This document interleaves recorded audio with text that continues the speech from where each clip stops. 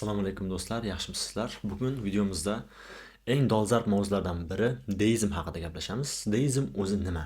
Nimaga bugun ayniqsa e, musulmon xalqi musulmon bo'lgan davlatlarda deizm bunchalik yoyg'inlashmoqda, populyarlashmoqda, yoshlarning ko'pi nimaga deistlashmoqda?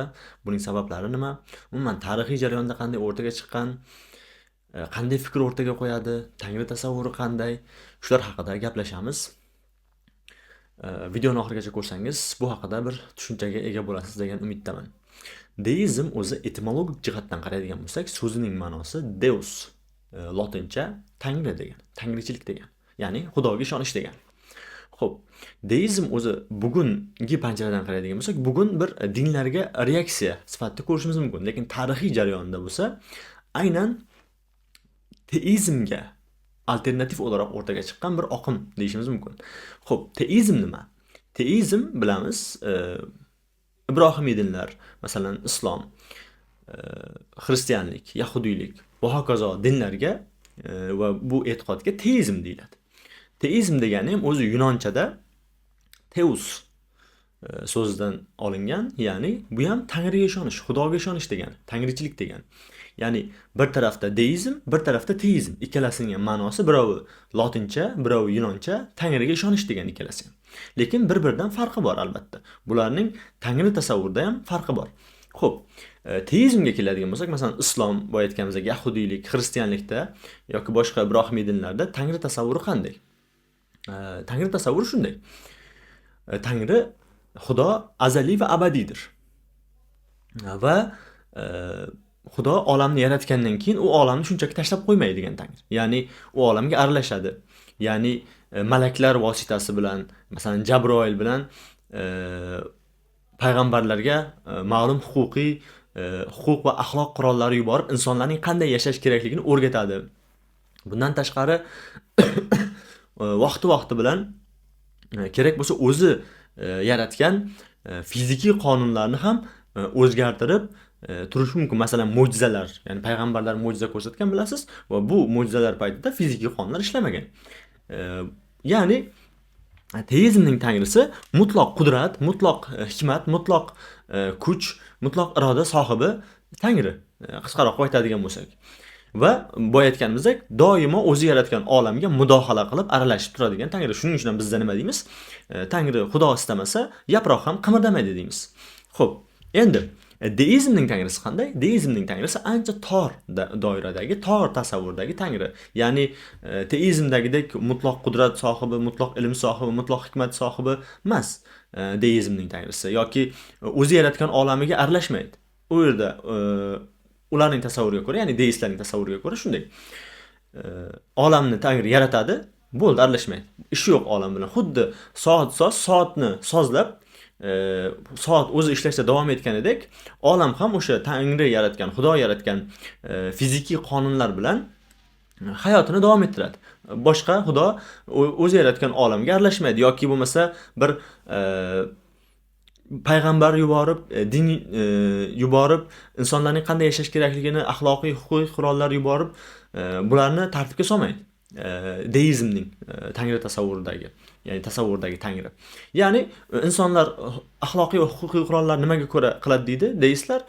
Ratsional tarzda, ya'ni o'zining aqliga tayanib qiladi deydi. Bularni Tangri yubormaydi deydi.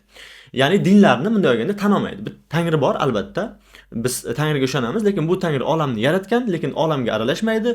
Fiziki qonunlarni yaratdi, bo'ldi. Mana shu fiziki qonunlar bilan olam yashashda, hayotini surdirishda davom etadi deydi. Shuning uchun ham deizmning tangrisiga mexanik Tangri yoki dangasa Tangri yoki nafaqaga chiqqan Tangri ham deyiladi.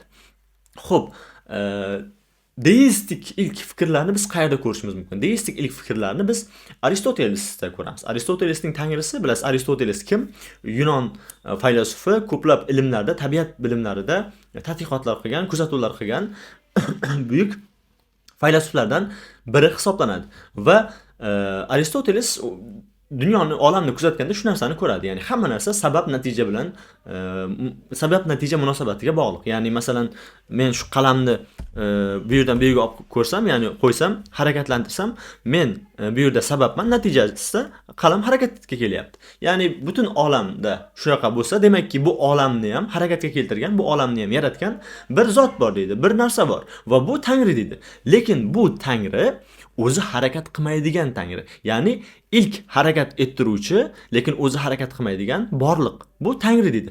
Nimaga harakat qilmaydi deydi? Chunki agar Tangri ham harakat qilganda, uning ham harakat ettiruvchisi bo'lishi kerak edi deydi va bu paradoksal davom etib ketaverish kerak. Shuning uchun ham Tangri harakat qilmaydi deydi. Harakatsiz Tangri. Sababi o'zidan bo'lgan, ya'ni sababsiz sabab, harakatsiz harakat ettiruvchi.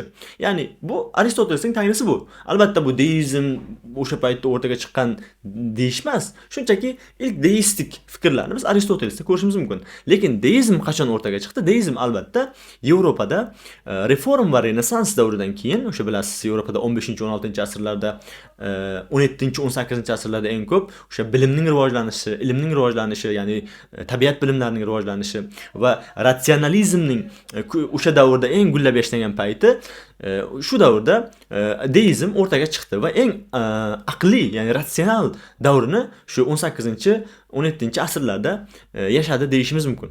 Xo'p, deizmning o'rtaga chiqish sababi va insonlarning deistlashishining tarixdagi sabablari va bugun sabablari nima?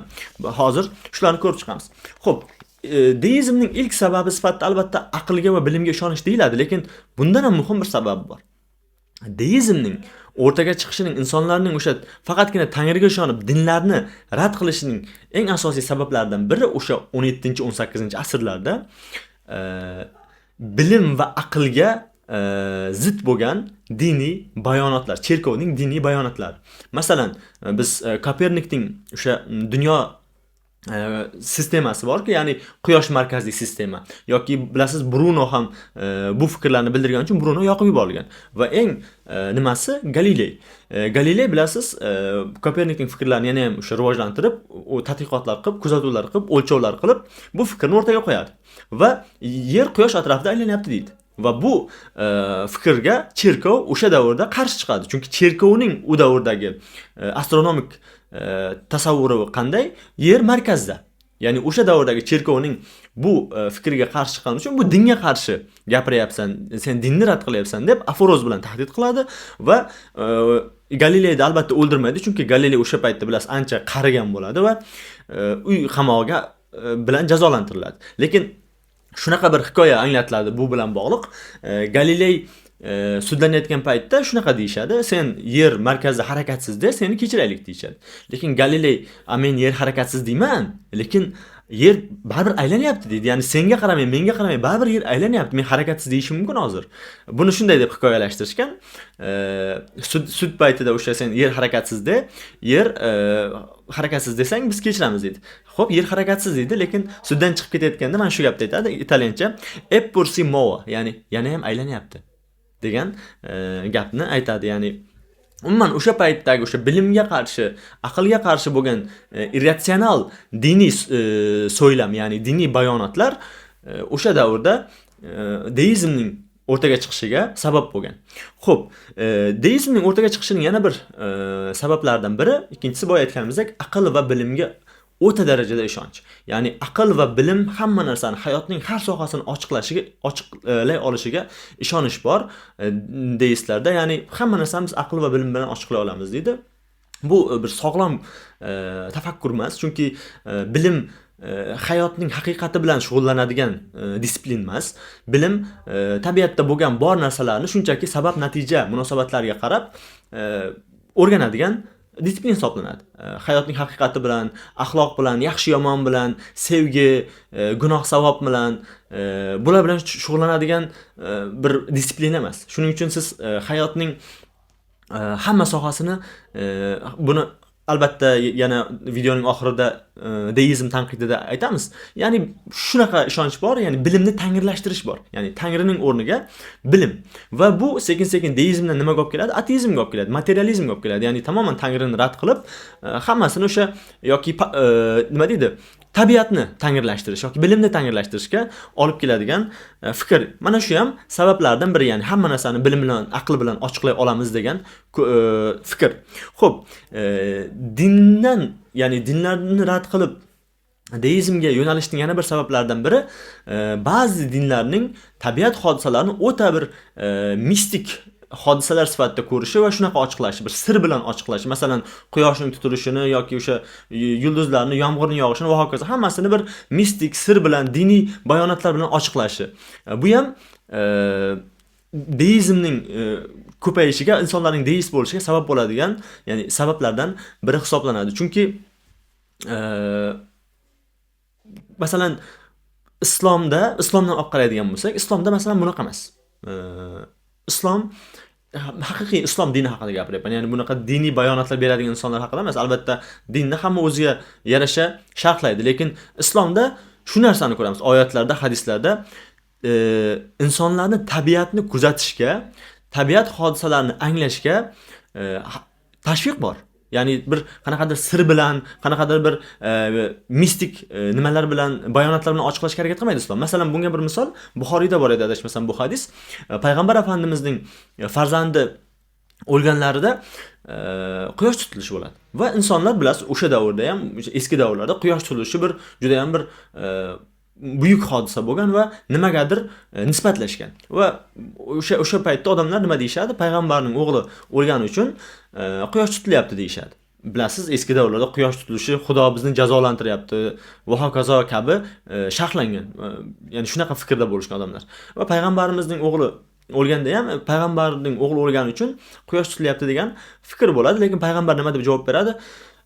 Hech kimning o'limi yoki hech kimning tug'ilishi, bu quyosh tutilishi bular bilan bo'lmaydi. Ya'ni birovning tug'ilishi bilan, birovning o'lishi bilan bo'lmaydi.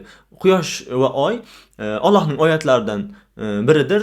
Ya'ni Alloh yaratgan, ya'ni bunga qarab siz Allohni taning ma'nosida aytadi va quyosh tutilgan paytda duo qilinglar, namoz o'qinglar deydi. Ya'ni bu yerda qanaqadir mistik ochiqlamalar yoki qanaqadir sir bilan ochiqlash va hokazo yo'q. Nima oyatlarni ko'rsalar ham, oyatlarda o'qisalar ham tabiatni ko'proq anglashga, kuzatishga va shunga tashviq bor. Umuman olganda biz islom nuqtai nazaridan qaraydigan bo'lsak, qanaqadir bir mistik ochiqlamalar ko'rmaymiz tabiat hodisalariga. Shuning uchun masalan kimdir bu tabiat hodisalarini shunaqa mistik sir bilan ochiqlamoqchi bo'layotgan bo'lsa, uning sharhi. Aslida islomda unaqa narsa yo'q. Xo'p, bu ham bir, lekin mana shu boshqa dinlar ham bor, faqatgina islom yo'q. O'sha davrda olib qaraydigan bo'lsak, o'sha cherkovni yoki boshqa mistik dinlarda olib qaraydigan bo'lsak, juda ham ko'plab dinlar mana shunaqa ochiqlashga harakat qilishadi va bu narsa ham insonlarni o'sha deizmga yo'nalishiga sabab bo'ladi. Xo'p, keyingi sabablardan biri juda ham muhim, bizda ham bor. Yanglish diniy ta'lim. Ya'ni zo'ravonlik bilan, siquv bilan beriladigan, ya'ni insonlarni dindan qochiradigan darajada bezor qilib, ya'ni nima deydi? Dindan bezdiradigan darajada yanglish diniy ta'lim. Ayniqsa bu zo'ravonlik, siquv bilan beriladigan diniy ta'lim, bu muhitdan qutulgandan keyin ko'pchilik insonlar, ayniqsa yoshlar bu dindan uzoqlashadi va men bir tangriga ishonaman, men bir xudoga ishonaman, lekin bular ishongan xudoga emas degan bir fikrga paydo bo'ladi. Aynan o'sha boya aytdik-ku, Galiley, o'sha davrda bilim odamlari, masalan deizmning vakillaridan biri kim? Volter, Jean-Jacques Rousseau, bular masalan o'sha davrdagi olimlar, biz bir xudoga ishonamiz, lekin bu xudo bu cherkovning xudosi emas yoki bu dinning xudosi emas deb sekin deizmga tushni boshlagan, ya'ni deistik fikrni o'rtaga qo'yishni boshlagan. Hozir ham masalan shu yanglish diniy ta'lim yoshlarning, ayniqsa o'sha muhitdan qutulgan insonlarning keyin sekin dindan uzoqlashishiga sabab bo'layapti. Xo'p, yana bir sabablardan biri tagi to'ldirilmagan, fundamenti bo'lmagan diniy e'tiqodga ega bo'lish. Bu masalan bizda ham bor. Ya'ni taqlid orqali, masalan, ota-onasi musulmon bo'lgani uchun, atrofdagilar musulmon bo'lgani uchun shu dinga e'tiqod qiladigan insonlar, islomga e'tiqod qiladigan insonlar ozgina bir tortishuv bo'lganda, ozgina bir qarshi fikr bo'lganda, masalan, bir ateist yoki bir deist yoki shunaqa degan paytda birdan so'rg'ilashni boshlaydi va o'sha aynan fundamenti bo'lmagani uchun sekin dindan uzoqlashishni boshlaydi. Ya'ni ayniqsa bugun sotsial media bu narsalarni juda ham ko'p ko'ramiz, ya'ni ateistik, deistik fikrlarni va bu narsalarni so'rg'ilay olmaydigan, chunki uning fundament yo'q. Dinini bilmaydi, nimaga ishonishini bilmaydi. Shunchaki ishonadi, ota-onasi ishongani uchun, lekin nimaga ishonayotganini bilmaydi. Va bu ham deizmning yoyg'inlashishiga, yoshlarning deist bo'lishiga sabab bo'lyapti deyish mumkin. Va yana bitta muhim sabablardan biri shu, o'ta darajada radikal diniy gaplar, radikal diniy bayonlar. Buni biz sotsial mediada juda ham ko'p ko'ramiz. O'ziga musulmon deydigan insonlar, yo'q buni osish kerak, yo'q buni kesish kerak, yo'q bu jahannamlik, yo'q bu shu, masalan, faqatgina oddiy insonlar ham emas. Masalan, domla, ijtimoiy tarmoqlardagi mashhur domla deydigan insonlarimiz ham, yo'q ayollar, ba'zi ayollar, yo'q shu fohisha, yo'q bu shu deb qattiq gaplar gapirishadi. Anaqa hatto Kurdlar vodiysining, Qashqarlar makonining musiqasini qo'yib, mana shunaqa gaplarni sotsial mediada aylantirishadi. Bu narsa ham insonlarga negativ ta'sir qilyapti. Masalan, balki bizda bugun bu jarayon kuzatilmayotgan bo'lishi mumkin, lekin men bugun masalan Turkiyada ko'ryapman. Ya'ni aynan mana shu radikal diniy bayonotlar tufayli insonlarning dindan uzoqlashayotganini. Albatta bu sog'lom manaqa emas. Ya'ni albatta din bu odamlarning bir anaqasi emas, mol-mulki emas. Dinni bu insonlarga qarab o'rganmas kerak.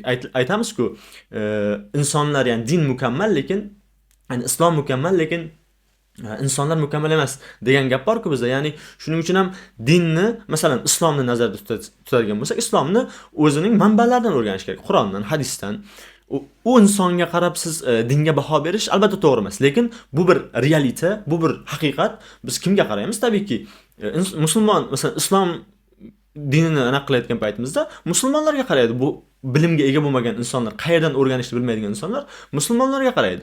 Va u bunaqa radikal bayonotlar berayotgan insonlarga qarab sekin bu dindan uzoqlashishni boshlaydi. Ya'ni bu ham bir sabablardan biri. Shuning uchun ham radikal bunaqa bayonlarni, radikal gaplarni ayniqsa ijtimoiy tarmoqlarda kamroq bo'lgani yaxshi, chunki insonlarga bu juda ham negativ ta'sir qiladi. Xo'p,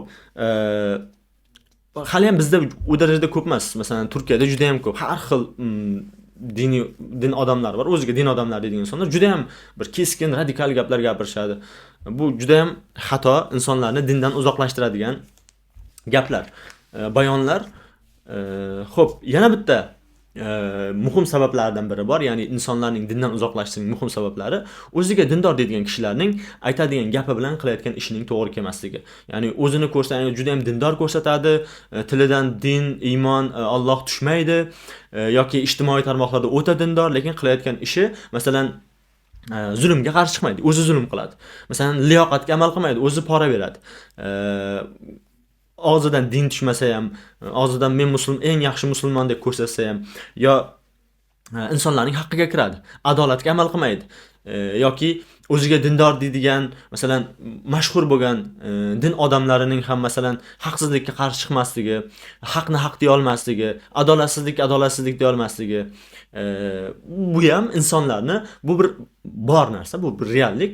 Afsuski shunday, insonlar baribir shu insonlarga qarab, ya'ni musulmon bo'lsa, islom diniga o'rganmoqchi bo'lsa, baribir musulmonlarga qaraydi va musulmonlarning aytayotgan gapi bilan qilayotgan ishi, ya'ni musulmonlarning deganda o'zini dindor ko'rsatayotgan insonlarning aytayotgan gapi bilan qilayotgan ishi bir-biriga to'g'ri kelmasa, bu ham insonlarni afsuski dindan uzoqlashishiga sabab bo'lyapti deyishimiz mumkin.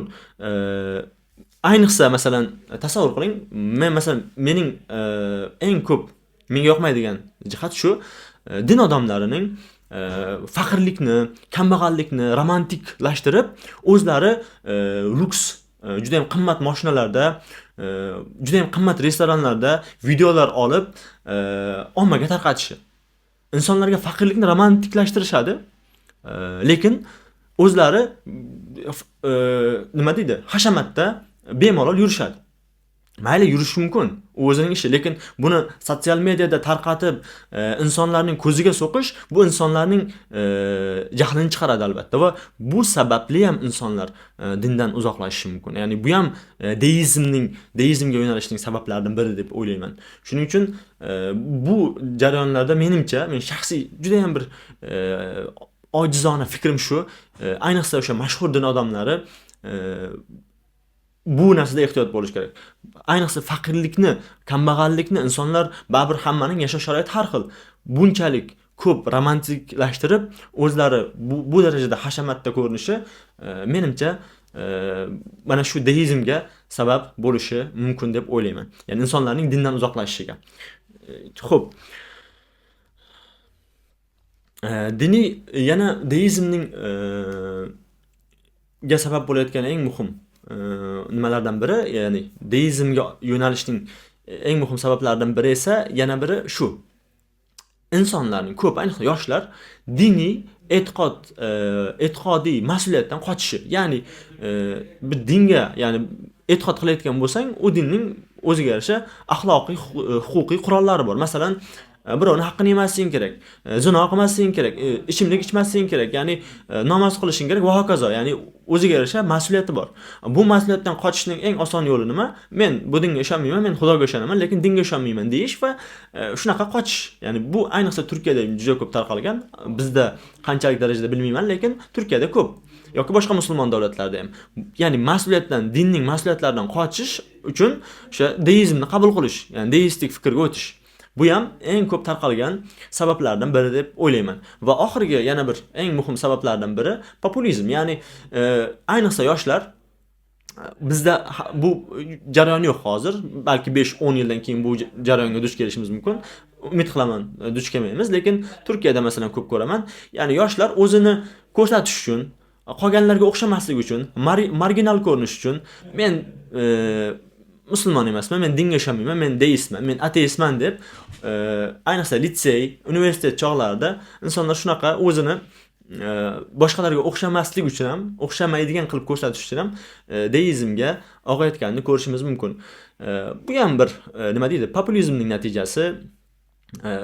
Farq, insonlar meni ko'rsin, boshqacha deb o'ylasin va hokazo, aqlli deb o'ylasin deyishning, ya'ni men bilimga ishonaman, men aqlga ishonaman, men dinga ishonmayman degan tushuncha insonlarni irratsional, ya'ni tarzda deizmga yo'naltiryapti.